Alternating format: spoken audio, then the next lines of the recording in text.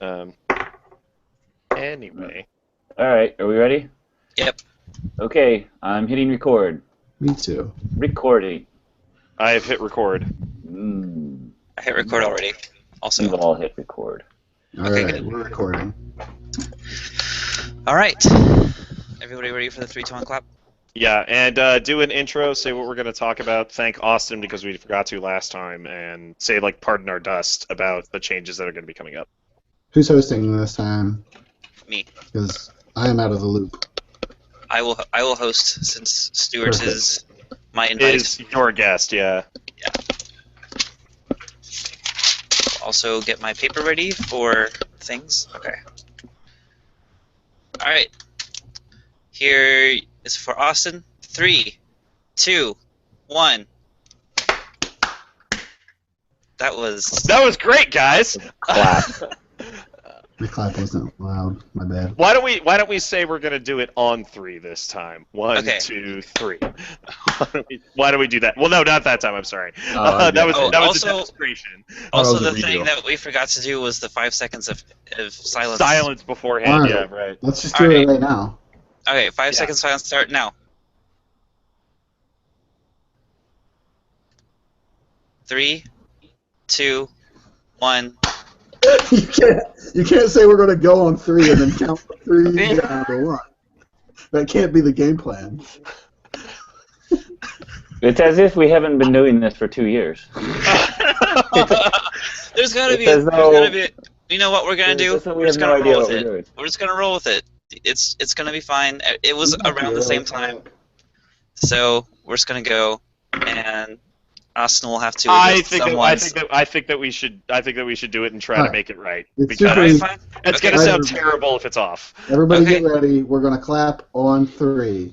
Yes. 1, 2, 3. There we Good go. enough. All right, let's There's go. such a delay. Sure. between them, but that's cool. We'll figure out an easier way to do this in future episodes. I think there's gotta be. There must be. Maybe there's Yeah, not. because I don't know. there's like a 2 or 3 second delay between when I say things and when you get them and when I get them back. Yeah, So that's we'll see. We'll see. I mean, it's the other thing I was thinking of was if there's maybe like a clock that we could all. If there's like a website that has a universal clock, and then we could all click it like exactly on 30 seconds or whatever. But yeah, anyway. This is getting real.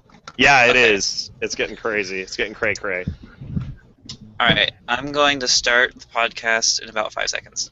Okay. Sweet.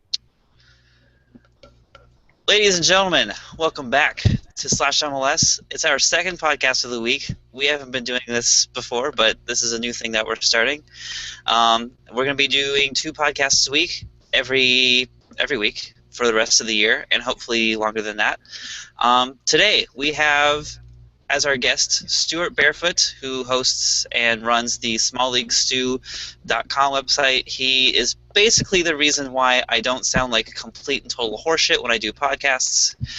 He's going to be talking today with us about supporters culture and dynasties and just some regular radio and podcasting talk. After that, we're going to be talking about random MLS crap like Jermaine Defoe, that guy, and Josie, David Beckham, the new San Jose Stadium, and Jason Christ, and a lot of other things. Hopefully we're going to keep it under an hour. So yeah, my name is Ian, username Armaskarhu. Hey gang, I'm Chris, username PatLanups11.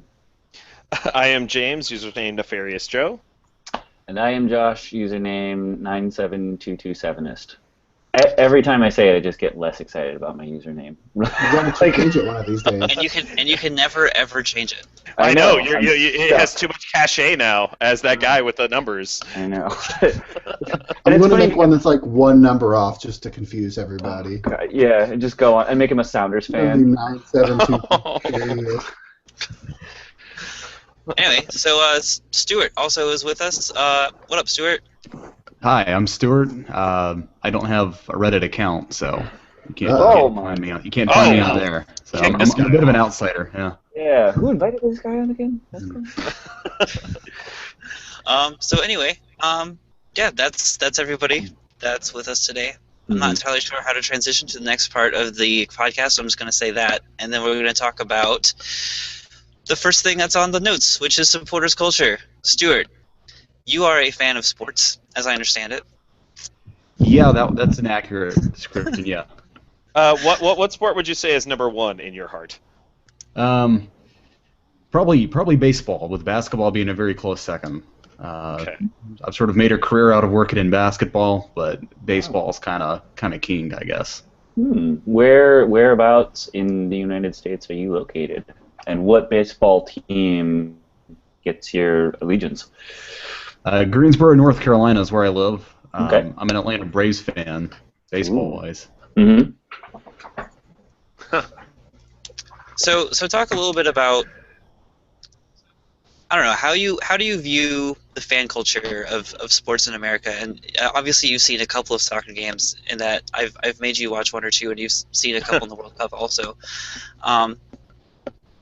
What do you feel like is, I don't know, I feel like there's a difference between soccer and the rest of the sports, and that might be my bias, but how do you feel about that?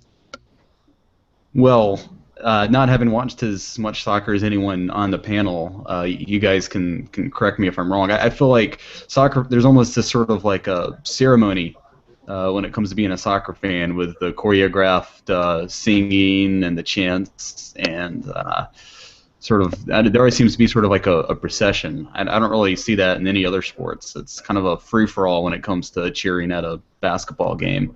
You'll see some of that in college football occasionally, with like the card shows and things like that. Yeah. College basketball has, the student sections at college basketball games, I would say, are a pretty close comparison. I guess as close a comparison as there exists in U.S. sports that I've seen, where I think it's the same kind of situation. And, that's part of why I got into MLS coming out of college was, I got to continue kind of that part of things. So it was always really fun.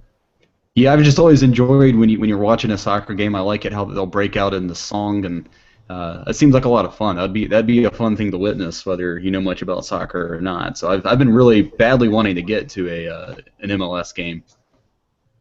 Well, DC, Ian, when is DC's home opener this year? March 8th. March 8th. Well, clear your calendar, man. I think you've got a date. March 8th, all right. And Kelsey will be out of town, so I'll need something to do. You guys are planning way too far in advance, dude. Yeah. Small League Stew only offers a handful of services. That's not one. Filling in for girlfriends is not one of them. So, speaking of Small League Stew, I know you wanted to get your plugs in early and late, and I forgot to transition to that. So tell us what you're doing, what you're up to.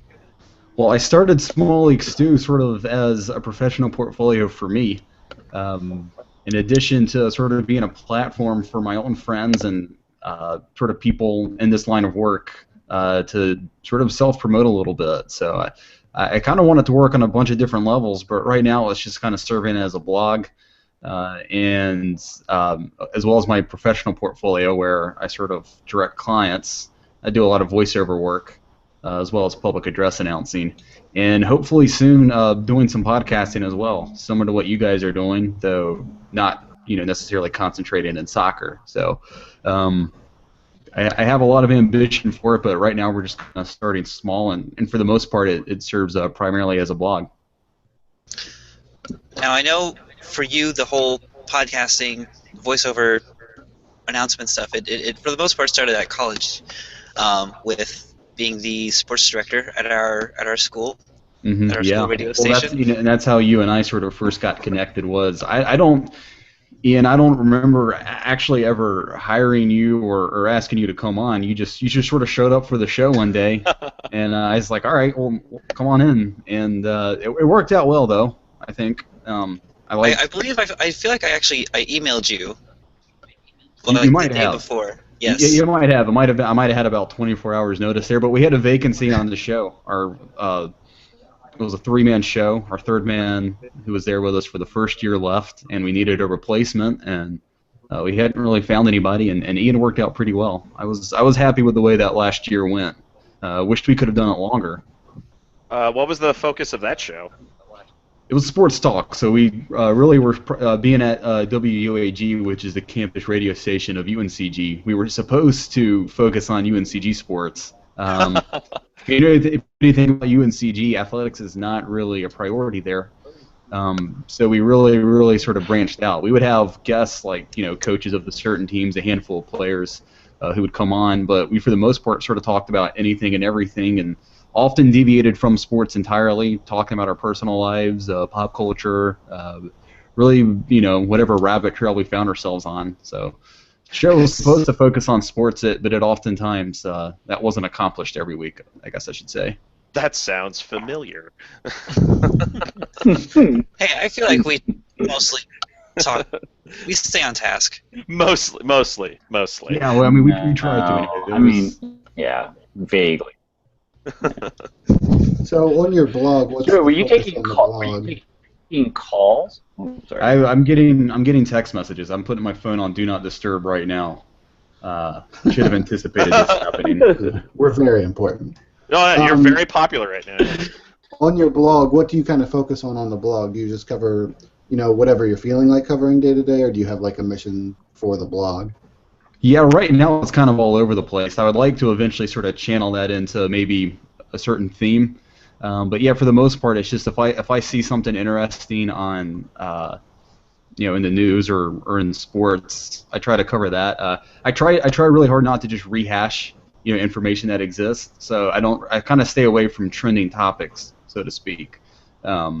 But like for a great example is the whole idea of small league stew is it sort of focuses on the smaller aspects of sports. Making I make a living covering mid-major schools, and so I kind of like to keep that sort of small school focus, so to speak. I did a great piece a while back on Brady Haslip. He went to Baylor, and right now is playing in the D League, where they've instituted an offense known as the Grinnell system, which Grinnell College is a Division III school known for their fast-paced offense and averaging close to 100 points a game. And also, my first ever girlfriend went there. Yeah, it's pretty cool too. It's kind of almost if you guys like advanced metrics or anything, think sort of the Moneyball school of thought, where it's all about efficiency and all about taking as many shots as possible. And that's, believe it or not, that's not really the focus of sort of mainstream thinking in basketball. Yeah, which so I did a good focus on things like rebounds and defense and things like that these days, right? And so here's the thing with the Grinnell system is the focus isn't on defense. In fact, they'll play a 4-man defense and leave one guy back on offense. And it's not that they don't play defense; it's that wait. They're doing the Vivek system at Grinnell? Seriously? Well, I don't know what that term you just used was. But, all I know is that in the Grinnell system, it's better for them to give up a quick layup than it is to force a shot clock violation. And the idea is being that the more they have the ball, the more likely they are to score. And the more they score, it doesn't really matter what they do on defense. So you can agree or disagree with that philosophy, but it worked really well at Grinnell. And the head coach of Grinnell College, David Arsenault, who's been there for, I don't know, like probably 25 years. His son's now the coach of the Reno Bighorns in the NBA D League, and they're sort of using that as a guinea pig. Sorry. I just thought it was a saying. Yeah. No, I just assumed it was a basketball term. I didn't know, so I was gonna. No. It was a retarded moment I just had, but yeah, they're sort of using that to test out sort of the Grinnell system in the NBA D League, and some NBA teams have expressed an interest in maybe adapting some form of that. Well, I mean, the know that Lakers they've certainly tried to seem bring like that style of basketball to the NBA in the past, and it did not pan out. I'm trying to remember. I think it was Phoenix. Well, I can tell you the Lakers Sacramento's are about to try and do it right now. Yeah, and down in LA, they are absolutely trying to use as little defense as possible. They're working on trying to score, but definitely no defense. So they've got half of it down. Yeah, I don't know if that's intentional or not. It seems, but to your point, we haven't seen a discernible defense from the Lakers at all this season. That's half of the game. Yeah. So But the Grinnell system does other unusual points, things. They and then still they can see 5 play the people at a system. time. They, one person will take the majority of the shots, the others work on rebounding. So it's kind of, sort of streamlining everyone's abilities. And in theory, that would make a basketball team a little bit more efficient. It's funny. Oh, go ahead, please. I'm just really skeptical as to how well that would actually work in the NBA. Well, I think it's like you can see, like in football, you have the option game very prevalent in college football, but it just doesn't work in the pros because the defenses are faster, bigger, better. Mm-hmm. So I wonder if it's the same sort of system where it works in a more amateur league than it does when you get to the pros and you have people who can defend that sort of thing and are faster and are bigger. Well, you're exactly right. I mean, think of the way the college is versus the pros now. In college you have a lot of trap defenses, a lot of half court and full court presses. You don't see that in the NBA, and I've always theorized if you try to put a full court press on someone like Rajon Rondo or Derrick Rose, Russell Westbrook, any of these good point guards in the NBA, if you try to do that to them, they're so good and they're so fast, they're going to beat it every time and essentially have a fast break. That's why a lot of the NBA offenses sort of thrive on isolation. You want to get your best player isolated. If LeBron James is on your team, you want him isolated. So a lot of NBA defenses are it's a matter of whether you can defend the pick and roll. It has very little to do with any sort of full court trap or anything. So I think you're right. I think the NBA is a lot more of a sophisticated game, and I don't think something like the Grinnell system could realistically work out. But I'm all for sort of progressive thinking and trying out new ideas, and if there's a team and a coach smart enough out there to somehow adopt something or some form of the Grinnell system and make it work, then I think that would be pretty cool. Yeah, it's funny. That actually sounds very similar to what a lot of people are doing in soccer in order to keep the ball as much as possible. Possession games are extremely in vogue right now, and focusing on offense. Like, a lot of people don't really care necessarily about defense. They're like, look, if a team gets the ball 3 times a game, they're only going to have 3 opportunities to score. But when you try to apply that to a sport like basketball, which has a shot clock, it seems that you sort of by its very nature have to give up the ball more, and it doesn't seem like it's the kind of thing that could really work as effectively as it would somewhere where you could just run the clock to your heart's content. Yeah, and to your point earlier, but what you said about basketball is, I don't think a Division III program is a really good way to gauge how effective it is. I mean, it's just, the stark contrast from, and look, I've covered sports at high school, Division III, Division I, and pro sports, and the drop off in talent from Division I to Division III it's pretty mind-boggling. Pretty high, I would imagine. So, yeah. I mean, you're talking, scholarship athletes versus, people who weren't offered scholarships anywhere. That's why they're playing Division III. No disrespect, they're better athletes than I'll ever be, but I still don't think, just because it works at the Division III level, to think that would somehow translate into success at the NBA. I'm really skeptical of that, but I don't fault teams for looking for new methods, especially where there's sort of an oligarchy in talent in the NBA. There's such a drop-off between the best team and the 5th or 6th best team. I don't fault teams for trying to find a new method to keep pace with some of those really good teams. I just looked on Wikipedia, and I am reading, not to be the guy reading the Wikipedia page, but I just want to tell you guys this because it's insane.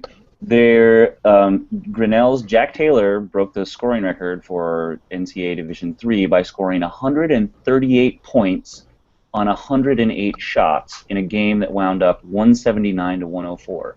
Like that. I remember reading about that, and they were. He was trying to make the news by getting a player to score the most points. So instead of playing basketball, they would just they would pass it to that guy. He would shoot a 3 or shoot a 2. He would take a shot. If the other team got the ball, they would just let them run down the court and score so they could get the guy the ball again as fast as they could to shoot it. And all it was like a publicity stunt in the form of a basketball game to try to get this guy the record for points. That's like 2,000 Dream Team numbers playing against Lithuania. Oh. Yeah, 179-104. Like I am not the biggest basketball fan. I mean, that is abnormal. I think you know. Yeah, That's pretty high. Yes. normal. That's Yeah. real high. Like I watch a lot of games that are like 104 to 98. You know, like those And are this is in rational college, numbers. by the way. So that's Yeah, in college 179 ball- points over 40 minutes. Yeah. Yeah, in college it tends to be a lot less. Like it's very rare for a college game to break 100 points. For Yeah. a team in college But to yeah, make they 100 just points. purposely weren't even playing defense. They were letting the other team go down and get a layup just to get Yeah, the ball David back Arsenal faster. has, and to your point about it being a publicity stunt, he's come under a great deal of scrutiny for that very reason. He claims it's sort of his way of getting everyone involved and letting everyone have fun, and if they win in the process, so be it. So I mean, that, all he really to me, has to it's say at the press conference is, "We're playing D3 basketball. Yeah. We did it." yeah. So to move it back just a little bit, we're talking about small leagues, little leagues right now. Some of the most exciting developments in American soccer are in the smaller leagues, and there are a couple of teams popping up around North Carolina that you might end up getting involved with, like Gate City FC and the Railhawks and all that. Are you on the pulse of those developments, or looking into getting in with them potentially?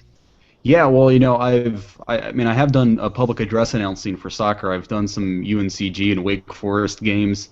I announced at the Intercontinental Futsal Cup. That was at the Greensboro Coliseum back in 2013. Yeah, I've got some things on the horizon that might involve soccer. I don't, really want to plug that too much until it's a done deal. But things like the Carolina Dynamo. They're sort of on my radar. I'm on theirs. So, yeah, I mean, I'm looking to get involved. I mean, I guess I can be something of an opportunist when it comes to that. But, a few years back, you and I went to that Railhawks game together when they played the LA Galaxy. Oh God, you were both there. Yeah. I brought a lot of people to that game. It was Yeah, I mean, I think you got me tickets. So. yes. You don't know this, but that is a particularly nightmarish moment for me in my life. Are you? I take it you're a Galaxy fan. I am very Yeah. much so. Yes. And Well, look, if it it makes was you feel actually any better. it was actually the first one, the one where the starters didn't come. Oh well, even still. Okay, so that was so that would have been in 20. Okay, so that would have been in 2013, not this past year. 2012. 2012. 2012. Oh, right, that's right. Yeah, but that bad enough still. Yeah, for some reason the LA Galaxy cannot seem to beat the Carolina Railhawks, even when they try. It's there is something in the water over there. Carrie's crazy. Yeah. So back to a little bit more of a general question. What kind of person goes to one of these like smaller sports teams? Yeah. What kind of person goes to like a Durham Bulls game all the time? Like, what is the type of person who goes and sees Wake Forest play in? I guess. Well, I mean, they're a D1 soccer team, but like, what's in something like who goes to a D3 college match every week other than the family of the players? Yeah, that's a really interesting question. Well, with minor league baseball, there's a pretty big fan base for that. There's a guy in the North Carolina area. He's from Charlotte. He's notoriously known as guy, and he goes to these smaller events. He goes to a lot of D1 baseball games, a lot of minor league baseball games, and for 9 innings, he'll sit in the outfield yelling The whole it's just incessant. It's the whole game. Has that man sought professional help, or? It probably didn't work if he did. Let's see. It's I cover Elon basketball. I'm their PA announcer, and there's a guy who he came to every women's home game last year, and he sat behind me almost every game, and was really loud and obnoxious the whole time. And I always thought he was a player's parent, like who else would do something like that? But come to find out, no, that's just what he likes to do in his free time. He doesn't have any association with the school. He never went there. Doesn't know anyone on the team personally. Just comes to watch every game. So typically, I don't want to lump everyone into one category, but the kind of people who spend a lot of time at these sporting events, they tend to be a little left of center. There's usually some pretty colorful personalities out there, to put it lightly. That is a very generous way of putting it. Also, to answer your question about who goes to Durham Bulls games, I am fairly certain it's like Susan Sarandon. Yeah, just. Yeah, that's not a good example of obscurity. I mean, they have a movie. They made a named movie after about him, yeah. Yeah, because if Kevin Costner's played, has represented your team, you're doing pretty well. It was literally the only minor league team in North Carolina I could think of, other than the team that shall not be named ever again in Los Angeles. Do you mean you're talking about the Railhawks? I have no idea. I've never heard that phrase before in my life. The who? The what? So, Stuart, earlier I mentioned that you are probably the reason why I don't sound like complete horseshit when doing podcasts. So, to you, what makes good radio? Engagement. I think I think engaging with an audience, whoever that might be. That's why I tend to think podcasts for specific demographic, like you guys do with the MLS subreddit. What we had going on at WAG, where that was a really close-knit community. I think sort of connecting on a personal level with an audience and understanding what they like and what they find interesting. Dan Patrick, who the Dan Patrick Show, who I sort of idolize, he always sort of put it this way. He's like, I want to be the guy that when you're driving in the car listening to a radio program, you don't get it. You're at your house, you get home from work, and you stay in to listen to what he has to say next. You don't go inside until the show's over. And so I think that's sort of a long-winded answer to your question. But yeah, I think being able to engage with your audience is the most important thing. Interesting. So how are you?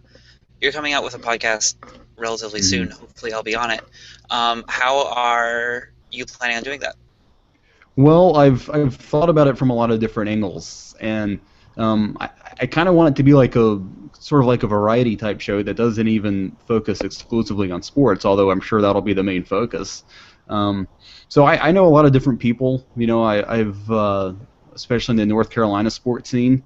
And so I would kind of like to keep the whole small league sort of focus intact. So, I mean, I know people who work in media with, like, minor league teams, and so I would like to do a lot of profiles on them, sort of as a chance for them to promote themselves and promote the sport and organization they work with, as well as working with guys like you and Ryan, who was with me on the sports cycle for 2 years. So sort of a very sort of open-ended approach I had when I did the sports cycle. I never really tried to limit myself in terms of who I brought on and what sort of content I covered. That seemed to work pretty well with the sports cycle, so I think it's worth a shot with Small League Stew. How much have you thought about?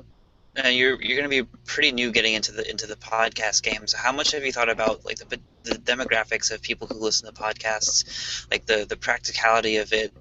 And just podcasts versus doing a radio show.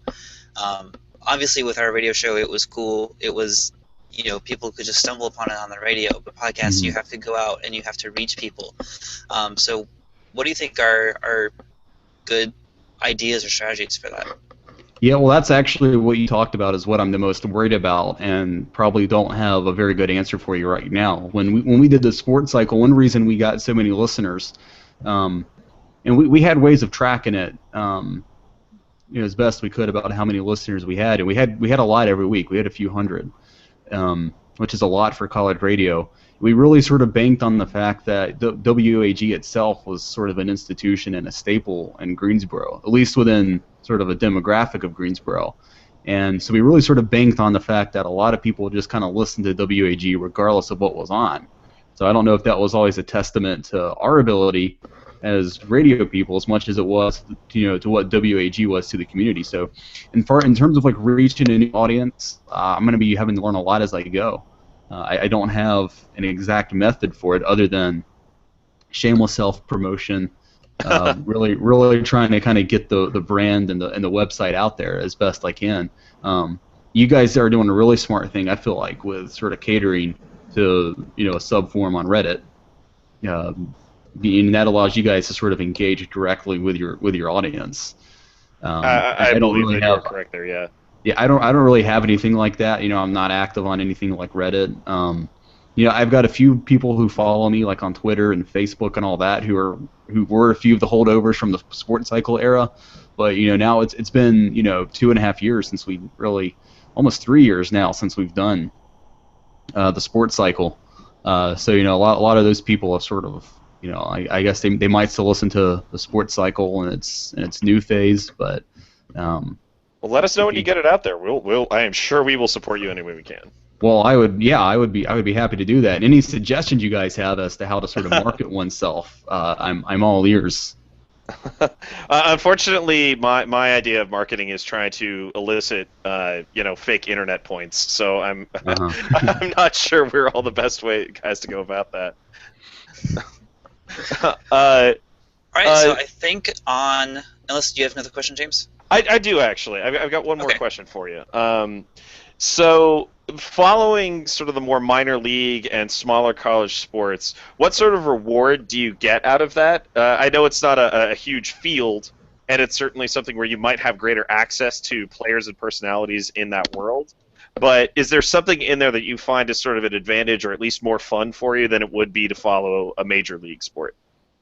Yeah, sort of that sort of personal connection. I know that sounds like really cliche, but it is really fun to work in a small arena, and as a public address announcer, being down there courtside, you stand out a little bit more, and you sort of develop a rapport with fans. It's not uncommon for people who watch the games to come up and just talk to me after game, tell me they like my voice, ask me if that is my real voice, which in fact it is. You get that a little bit in minor league baseball too. I don't do any announcing there. I do like some videography and that kind of thing. You develop sort of relationships with the coaches and the players. I know a lot of the coaches and athletes at UNCG and at Elon, and they're always really appreciative. I think when you work with smaller programs like that don't get covered as much as say like North Carolina basketball or NC State. They're really appreciative of the people who do take the time to cover them, and that is pretty rewarding. The feeling that you sort of make that experience a little bit better for a player or for a fan or for a coach. I think that's pretty rewarding. That being said, I would gladly take the higher salary of someone who covers the larger teams.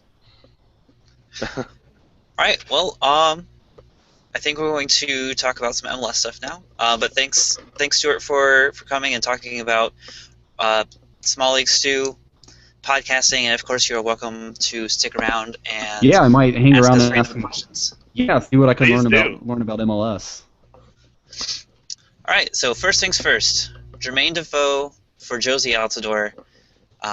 As it stands right now, the trade looks like it's going to be, or at least what Sunderland is asking for, Jermaine Defoe and a couple of $1 million for Josie Altidore. Yeah, and TFC seems to be at least amenable to that. Although this is, oh god, the sourcing on these things are not amazing. I think a lot of people are looking at something that just kind of makes sense. They're like, why wouldn't Sunderland want Jermaine Defoe? Why wouldn't TFC want Josie? Those are two systems that can benefit from those two players. But really, I think the thing that we need to look at is whether or not Jermaine Defoe wants to go to Sunderland, which is not a particularly well-regarded team, and it's an even worse-regarded city. People hate the region. If Tottenham is even sniffing around bringing him back, I am sure he would jump at that chance long before he would ever even think about being involved in a train to Sunderland. Okay. What about the notion that maybe this is a really stupid thing for TFC to do because the money is going the wrong way, A, and B, they could have sold Defoe for like $10 million last year, per reports. The accuracy of those reports can be questioned, but at least they could have sold him for money and not a player, and had to also throw in a little bit extra money. So what do you think Altidore would have gone for in the open market? What do you think Altidore's transfer is worth? Well, isn't he? Difficult to Is say. he out of contract, or is he No. going to be a transfer? Oh, he's not. He would get a transfer fee. He would get a transfer fee. And player trades are not very common in the international market. No. Especially. Yeah. Between leagues, even. Yeah, between MLS and anywhere across the pond, I don't think I've ever heard of that ever happening. I've heard of loan deals plus money happen occasionally, but a straight up swap plus cash, is pretty rare. I can't even imagine what Josie would get. I mean, at this point in the EPL, I think you'd have a hard time finding people who'd want to take him. But in somewhere else, France, Germany, Italy, maybe I don't know, 2, 3, 4 million pounds. Obviously not. What was Dempsey's transfer fee? Wasn't it up in the mid millions? But Dempsey. I thought he doesn't was have out of contract. that- Or no, you're right. It was a couple million. It was like 9 million, right? Yeah, it was at the league paid a transfer fee for him that did not in Yes. any way come out of Seattle's coffers. So it's just, I guess it's strange for me that Defoe, who, like you said, was worth 10 million last year. I mean, he's getting older, but he can still play. I think he would be worth more, at least equal to Altidore, let alone 3 or 5 million less than Altidore. That seems strange to me. Well, Altidore is an American, and he did not, and 10 years younger, but he didn't, almost 10 years younger. He didn't. He didn't command a $10 million transfer fee when he was coming off 50 goals in 2 seasons in the Eredivisie. Like, I don't see that being anywhere near a trade. As with regards to the money going in the wrong direction, TFC has shown since their inception they do not have any problem burning money on a pile. That's great, but what better way? Yeah, I guess What better way to continue the narrative of how your team is doing than just burning a bunch of money? But like, I don't know. It doesn't seem to make a lot of sense to me, just because like if you could get a lot more for Jermaine Defoe and $3 million in Josie Altidore. And I bet Jermaine Defoe has a no trade clause also. I bet he gets to okay where he's going. So, I mean, on top of the fact that he could just say no to Sunderland. Exactly. I think that, but at the same time, it's NBC Sports reporting the rumor. Are they particularly? It's not. It's not exactly MLS 12 and confirmed. Okay. Can I ask sort of a newbie question here? Please do. Absolutely. And feel free to judge if it's a stupid question, but already you guys were talking about players going out on loan. You hear that term in soccer a lot. You don't ever hear it in other sports. Does that mean what it sounds like? Like the players loan to another team for a brief period of time and then they return? That is exactly what it is. That is exactly what it is. Yes. Because that is you not ever hear of that going on in any other sport, and I always found that concept really interesting. Well, it's like in baseball and hockey when you send somebody down. A lot of times it'll be a younger player looking for experience. A younger player on a better team. So it's not like two like equal competitors loaning one player to the other. It's kind of like if a guy gets. It will happen, but not often. Yeah. It happens sometimes. It's been happening in MLS a little bit. Philadelphia just loaned Zach Mamath to Colorado. Last year there was a player loan from Colorado to Houston. There are Romelu Lukaku, who kicked our ass in the World Cup, was loaned from Chelsea to Everton. What often happens in these loan deals that last like a year and then the player really sticks with the club is that the club will opt to buy the player anyway. Oftentimes there will be a loan with option to buy on there. But more often than not, it'll be some player who they know is good. They want to get some value out of them. Maybe they'll, like, as a part of the loan deal, they'll pay that player's salary for the course of that year, while at the same time paying the club for the right to have them. Everton, under David Moyes, was particularly active in the international market, taking guys from Italy, mostly Spain, and putting them on the team as a Band-Aid to sort of boost the performance of the team for like the last half of the season. Mm-hmm. And since then, the current coach of the current manager for Everton, Roberto Martinez, he decided rather to save up and then buy Romelu Lukaku, who is a young, extremely talented striker who commanded a very high transfer fee, and blew it all on him in one fell swoop. It worked out for the team at the time. They've had a pretty rough year regardless, but I mean, it was still a good bit of business all around. I mean, I guess that in effect happens in other sports. It's just sort of phrased differently. Like in baseball, it's not uncommon for a team who will have a guy in a contract season will trade at the end if they're not going to make the playoffs, will trade that guy to a playoff contender in return for prospects and sometimes, like you said, kind of a salary dump. And then that person will finish out the season with that team and will either re-sign or go into free agency. Yeah, So we've I seen a guess it's just couple of loans in MLS just be. I know Toronto, between Toronto and Vancouver, there was basically, we have too many DPs, we're going to send a guy over. Just ways to kind of keep your team together and stay under the salary cap that's more strict in MLS than it is in other leagues. So I think we Yes. see loans used a little differently in MLS than we do in other leagues. I think the McMath trade, or excuse me, the McMath loan is actually very indicative of that exact point. More often than not, when you're loaning somebody, at least in Europe, a player getting loaned is usually like, well, we want to see this player develop, but we also want to see them get game time. But we don't think that they're so bad that they need, they need to be sent down to the second division or like third division in Germany, what have you. It seems to be more along the lines of we want this player to either get better and then come back and be a part of our first team, or to kind of put them up in the shop window so that they command a higher fee when they come back. well, that answers my question perfectly. Thank you. Yeah, no problem. So, on that note, wait, what were we talking about with regard to loans? Well, we were talking about Josie and Altidore and Defoe. And I think we've seen so many different angles on Altidore just today that by the time this airs, people might already know what's going on. And Yeah, it'll videos probably talking be about it. Yeah, we're recording this on a Sunday. It'll probably go out Monday or Tuesday. So yeah, it's likely that something will be settled at least. So we've heard so many different things today. We've heard that he's going to be subject to the allocation order at one point, which makes zero sense. If you look Well, at why does that make no sense? Because he's because why wouldn't he be a part of the allocation order, Mr. Garber?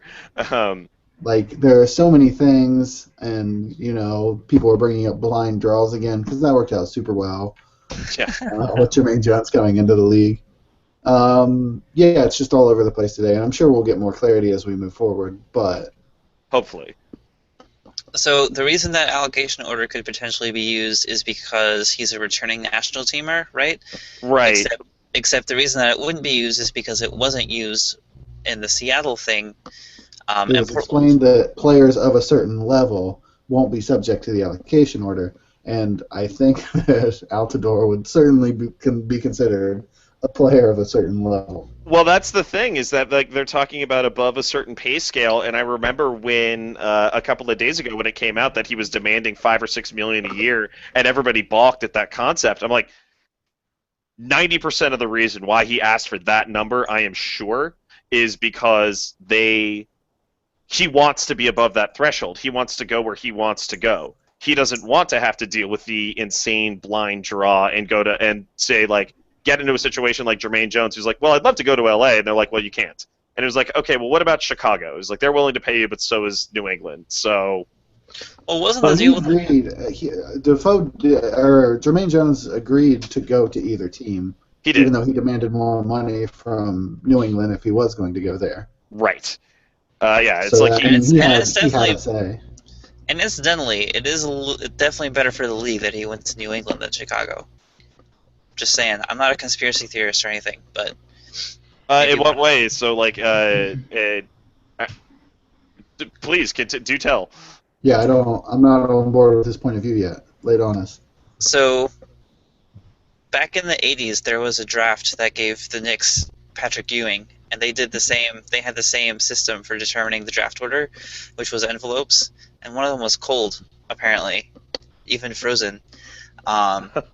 And there's a very obvious advantage to the league and to Kraft in particular, who is one of Garber's former NFL buddies.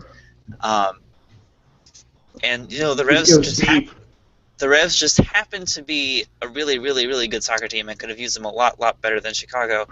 And it was reported that first it was LA, yeah, then it was Chicago, and then New England propped up. Seemingly out of nowhere. They're going to have to pay more money. They used the blind draw to settle it using envelopes. Maybe one of those envelopes was a little bit different than the other one. I'm not on board with any of this. Also, he couldn't have gone to LA because they just couldn't get him under cap. Well, and that's sort of what people told him. It's like, you want over $1 million, you're not going to go to LA. And he was like, oh, fine, I'll just live there. You can go to LA if you want $300,000. Yeah, and and to sit on the bench because no way that was that midfield getting broken up when he showed up. Hold up. Are you telling me you're going to start Sarvis over Jermaine Jones? At that point in the season, where they were and like making a push for the playoffs, yes, I do. I do not think that he just walks into that lineup. No, I That's know that. insane. I know that might sound crazy. But Not only does it sound crazy, it's legitimately crazy. It doesn't Okay. sound as crazy as anything Ian said in the past 10 minutes, but Yeah, it's like, seriously, yeah, is that like, is that just like podcast crazy or is that like MLS front office crazy? Heyo. Heyo. But either way, my opinions on the allocation order aside, which is that it should be set Should on die. fire. Yeah. I think getting rid of an older striker who is obviously very good, who doesn't want to be playing for your team, and replace him with a younger, more marketable guy who is like in a situation where it is literally the only league where he could be marketable, especially now. I would dispute the more marketable thing because Then Toronto is Defoe. absolutely because Toronto is an international city. They are all about the EPL. They built an entire marketing campaign around Jermaine Defoe. They didn't build it around Michael Bradley, and I don't think they would be like. He's marketable here. I don't think he's as marketable up in Canada. Okay. But No, everything else that you're saying makes a little bit of sense. But I think it would make a lot of sense. I think that Josie would do well on their team. To be honest, I think that he would do well with them. Yeah. Whether or not he could pair with Gilberto any better than Defoe did, because Gilberto clearly is just not good, is a question. He was pretty good at the end of the season. He did fine. It doesn't matter. He's a DP who doesn't finish. Fine isn't good enough for a DP. Fine is not good enough. Yeah, it's like when you're battling for minutes with Luke Moore, there's a question to be raised. But I still think that Defoe. If I had to, put my trust in Defoe or Altidore, I think I would still choose Defoe. If there weren't the outside, if Defoe still wanted to be there. So Possibly. for me, I still can't get around Defoe plus $3 to $5 million. I can't get past that. That's too big of a price tag. I'd be curious. But then again, I really don't think that that's what it's going to end up being. I would be very surprised if Defoe is being paid by Sunderland at the end of January. Okay, so what's a reasonable price tag? Is Defoe for Josie straight swap? I have. Oh, for Chris, yeah, please. Oh, I think that would be reasonable, especially with Defoe wanting to leave. I think you could get more for Defoe than you should have to pay for Altidore at this point, because he had a pretty long rough patch, and who's to say it's not going to happen again? Defoe or Josie? Josie. Okay. Yeah, I don't think Josie's worth. If we're saying Defoe was worth $10 million last year, I don't think anybody's going to pay that for him this year. But I don't think that number is accurate. I think they're both worth in the $5 million transfer range for different reasons. Yeah, because when you're buying Josie, you're still buying someone who's like a year older than me. He's like 25. He's 25, Right. yeah. So you're buying someone for the long term potentially, and they already have Michael Bradley in place. Like it's a good soccer fit. I think so. Toronto. I think it's smart for them to trade Defoe for Altidore if they have the chance. I just don't think They should throw in $3 million. strange to add all that extra money to the deal. Yeah. Well, they also shouldn't be paying Michael Bradley, or they shouldn't have paid for Michael Bradley what they paid for him. They shouldn't have paid for Defoe in the first place what they paid for him. I think when it comes to what Toronto should be doing, it's really not. It's the bag full of cats. Like it's not something that you're really going to be thinking too much about. There is kind of a little bit of a fee that you have to pay a little bit more to get people to come play in MLS. Agreed. You have to pay a little bit more to get people to come to Toronto. Yeah. Which it's a cool city, but it's also really really cold a lot of the time, like right now. And you have to pay a little bit. So those are the two extra things that you have to pay. I had a third thing in mind, but it Probably slipped to out. play for Tiano FC. Like. Yeah. Yeah, there's Let that me too. ask you guys. Let me ask you guys this, because Jurgen Melzer, not Jurgen Melzer, sorry. Klinsmann. Yes, sorry. Jurgen Melzer is a tennis player who I was thinking about earlier today.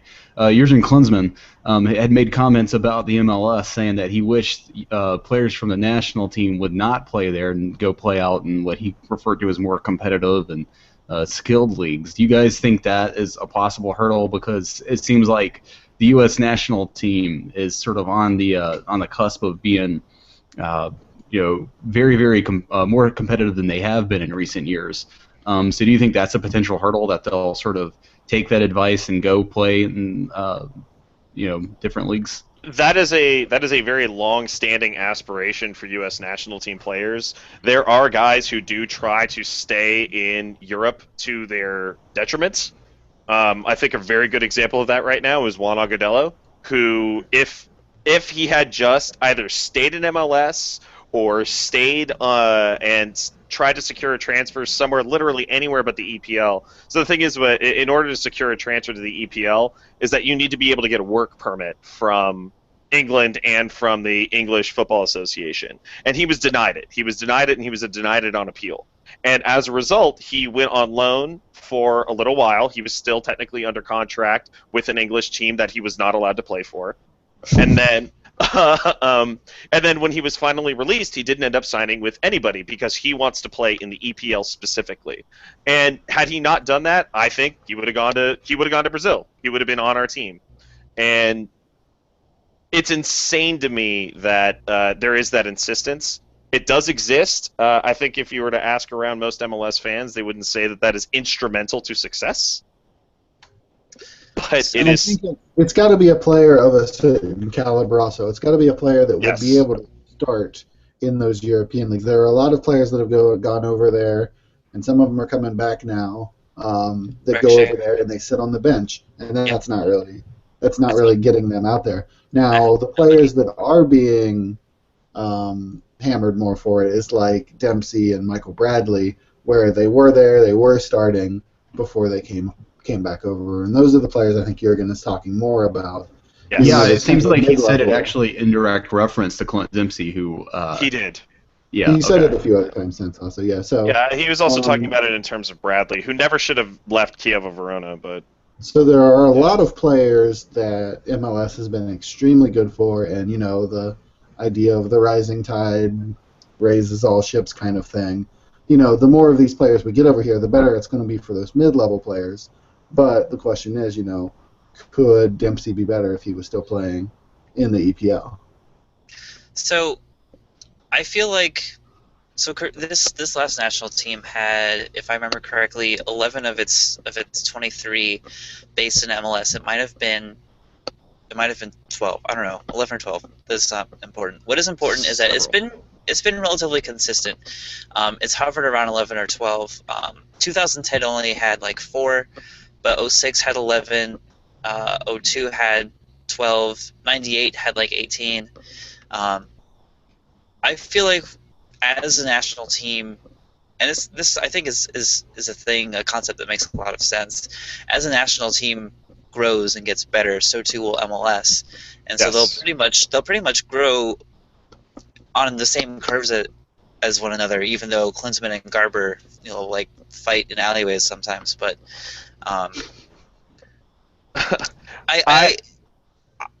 Klinsmann has to do what he has to do to push the status quo of the national team, and MLS has to do what it has to do to keep up its competitiveness and make sure that MLS is a really good place to play for the future. I just want them to play, period. When I did not have any problems when Dempsey was on Fulham. I didn't have any problems when Michael Bradley was on Gladbach. I didn't have any problems when he was playing for Verona. But when Dempsey was riding pine for Tottenham, despite being involved either scoring or assisting something like 45% of their goals during his time there and still not starting, then yeah, that's a place where you should be leaving. Like, they need to be appreciated. When Michael Bradley was sitting fourth in line for central midfield for Roma, yeah, it's time for him to go. Like, do I wish that he was on a team other than Toronto, or rather on a team where he could actually succeed? Yeah, absolutely. But I would rather them be actually up and on the field and playing in games than sitting on the bench like Chicharito does. So I support it, but it's not ideal. Gotcha. That makes sense. It always to me seemed like sort of a conflict of interest. Like a lot of soccer fans in America, from a national pride standpoint, wanted to see the Team USA do pretty well, but at the same time they want to see the growth of the MLS. And I always sort of saw the two as symbiotic, not necessarily competing. But not everyone does. Not everyone looks at it like that. I do too. I 100% do. But we all do because we love MLS, and we got to tell ourselves that so we can get to sleep at night. But there are definitely a lot of people who only want people playing in Europe and think that like the only soccer worth playing is happening across the Atlantic. And those guys are meanie heads. That is the phrase that we typically use to describe people like that. But shall we move along to? Yeah, let's move on. Let's talk about. Let's see. How do you guys feel about Miami? Beckham may or may not make a stadium. I don't really care until something happens. Let's not talk about that. Not until the ink is dry. Yeah. I'm still not sold that that's the right market for a new team. I mean, Beckham gets to do whatever he wants because that's the contract they got him to sign. Mm-hmm. This is a good question we've already seen a team fail in Miami, and we've also seen numerous sports teams. If they're not the Heat with LeBron James, they're not selling tickets. Like Miami, and they don't even sell tickets for the Heat with LeBron James all the time. Miami isn't a great sports market, even though it's a nice place to live for athletes. I'll be impressed if they can get a solid fan base in Miami. The question that I would want to ask is Beckham looking to get a solid fan base in Miami, or is he looking for international marketing opportunity? Is he looking to create a brand like the Cosmos that was more thought of overseas than it was here, even at its height? Is that second option a problem? It is for me, but I could see why it wouldn't be for anybody else. Because if you're called the fucking Miami whatever, you should be the Miami whatever. If you're going to be the Miami Beckhams, then people should be buying tickets to see the Miami Beckhams. That's how I feel about it. When you look at something like Galatasaray that has insane rabid fans and has big name signings and international appeal as a result of that, so much the better. But yeah, I don't know. Like, doesn't that kind of fit Miami though? Maybe it does. That is totally fine. And look, and I know that a lot of the world is ready to take their talents to South Beach, and you're gonna stop them? Yeah, right. Yeah, there is an awful lot of people who spend their vacations down there. Coming this summer, Nefarious Joe's quest to stop. Oh, I don't know. Yeah. No, but this is actually an interesting question to ask you, Stu. So, like, Miami has been under our MLS fans' microscope for about 2 years now, since it was made clear that Beckham wants to put a team there, and we're all pretty much under the impression that Miami is something of a shitty sports town, but Beckham could build some sort of glamour team out of it. What do you think?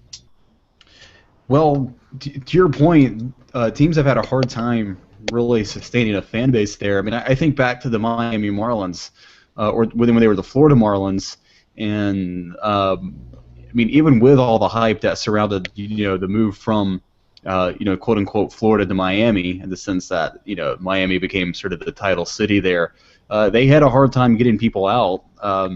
Even when they went out and got all those free agent signings, traded for a bunch of good guys, they just, for whatever reason, Miami fans have not they do not have a history of really coming out to support their teams, at least not in the sense of being present at the stadium. So I would, if I were making a list of 10 cities to start any franchise for any sport, I don't know if Miami would crack the top 10 of any of those. But do you think, because we saw, obviously, they got a lot of support in the LeBron era, the Miami Heat did, and if Beckham is trying to build a similar sort of sheen, do you think, A, that could be a sustainable sheen, and also is it a good, just like, business idea? Well, I don't know I'm not very business-minded.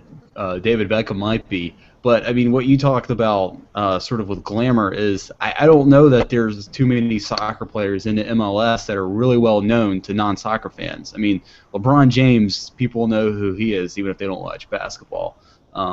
So I just don't know of any soccer players that have that appeal nationwide to non-soccer fans. I mean, I could be wrong. I mean, no disrespect to MLS, but I don't know if that alone is a sustainable business idea. You know, LeBron James, when he signs with a team, I mean, keep in mind, teams get revenue off of jersey sales, off of media revenue that a lot of times is generated around popular players. And I just don't know that any player in the MLS brings all of that to the table in the same way that LeBron could. I mean, there's definitely some pretty popular players in the MLS, like Landon Donovan was, or like Clint Dempsey is now, like David Beckham was when he went to the LA Galaxy. But I don't know if that really transcends into the non-sports world the way that LeBron James did. So I don't know. I think if they're banking on that alone to sustain a team, I wouldn't guess that would work. But I would just say they put it in a region where they feel like there's more interest in the sport and growing from that. But I know nothing about business, so there is exactly water there. There is exactly one player on this earth that could do it, and they would look for him, and they would be going for him pretty hard. That man is Cristiano Ronaldo. That is a man who vacations in South Beach already. So I am sure that when they get that team up and running, that it is going to be with an aim to get him and him specifically. Tim Leiweke was very strongly going after him while Tim Leiweke was still the president of AEG and working in LA. But I don't think they're going to get him, to be honest. And that is the caliber of player that they want. They could, but that's what they would need.